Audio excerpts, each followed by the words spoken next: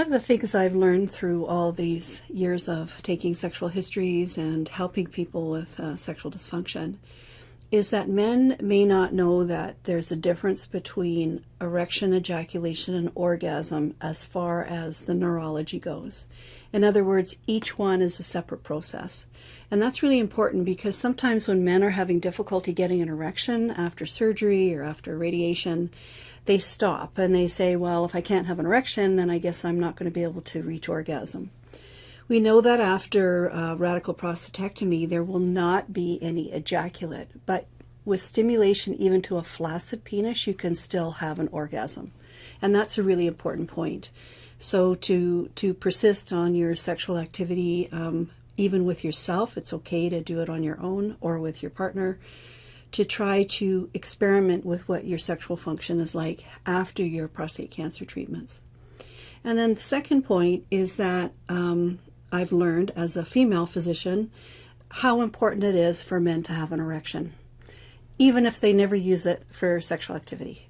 But to be able to get an erection, to see an erection after you've had some sort of treatments that affect your erection is very important mentally.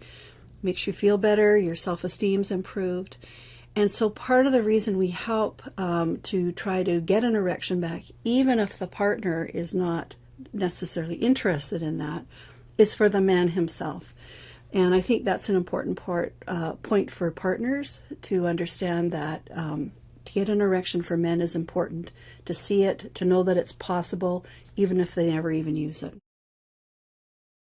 After prostate cancer treatments, there's often a time where you're waiting to see whether or not your erection function comes back. Usually with surgery or surgical treatments, the nerves are often damaged and you need to wait for those nerves to regrow to see whether or not you get your erection back. But really the incidence of erectile dysfunction after radical prostatectomies is somewhere between 40 and 80%. So to have expectations you're going to be exactly like you were prior to your surgery is a bit difficult because that's likely not what is going to happen. So our focus is on trying to get you back into an adaptive form of sexual activity that's really exciting for you. And it's certainly possible, and lots of men have proven that. And to have a partner involved, if there is one, in that process makes things much more likely. And the partner decision, being able to communicate about it, I think is really important in your process and in your journey to adapting and being successful and to being happy with what you have.